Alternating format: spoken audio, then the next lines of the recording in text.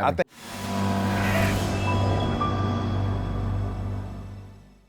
offensively they're going to be fine, but what do you think about they lost their system cornerback?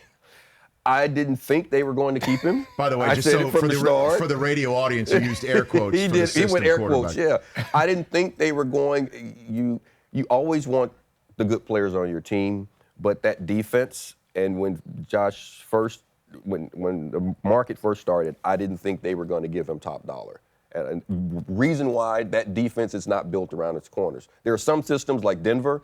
It's built around your corners. So you're saying you think he's a system cornerback? No. I don't think he's a system corner. No, I don't think he's a system corner. But what I do think is that their defense is not built on their corner play. Right. So that's why they say we can put another guy out there. I think they're going to run into some issues. I think they're going. Of course, it's going to affect him because he's a good player. But that's the reason why. But the reason why he was expendable, you're saying, well, in a way, is that they don't rely defensively on their corners, and also, and I think I'm getting to what you're kind of saying right here, Tio, they didn't want his mouth around. Now, which is no. You don't think they didn't? They didn't want it around? No, I don't think it was that. You need somebody with that type of personality. That's who makes Josh who he is. Right. Again, like I said, you don't have the guys like the Deion Sanders, where you're building, defenses around like those phenomenal athletes. But to say this guy's a system corner when he's pretty much facing the best receiver every week. Well, why then would he be viewed as expendable? Because he's that good.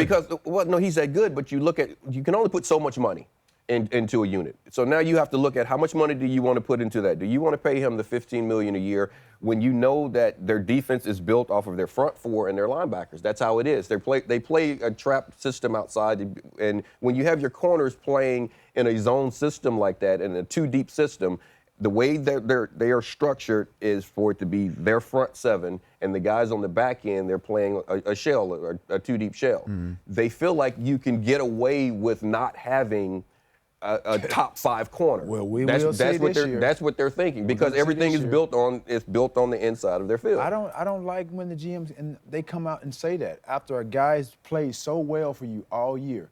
It brings me back to when LeBron left Cleveland, and the owner comes out and says these negative things about him when he's done so much for your organization.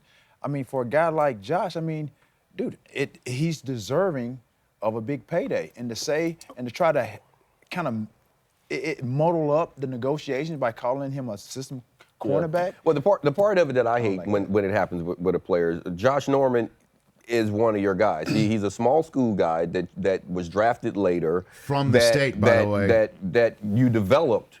But see what happens, they hold that against you because I went through that. I was a Division II guy, and no matter what I did with the Niners, I was always viewed as that small school guy. Yeah. Even you make the Pro Bowl. It's like, okay, well, you're not a starter yet. Well, I am starting. Well, you haven't gone to the Pro Bowl. I made a Pro Bowl. You haven't made All Pro. No matter what you do, they always find something else. It's negotiation. Small school. That's what happened to small school guys. I didn't get my payday either. So they hold that against you. That is something that they held against him. They never viewed him as that top-notch corner because they still remember having to bench him. They still remember when he didn't understand the defense, when they couldn't put him on the field. They always hold those things against you. The Rich Eisen Show, weekdays at noon Eastern on Audience.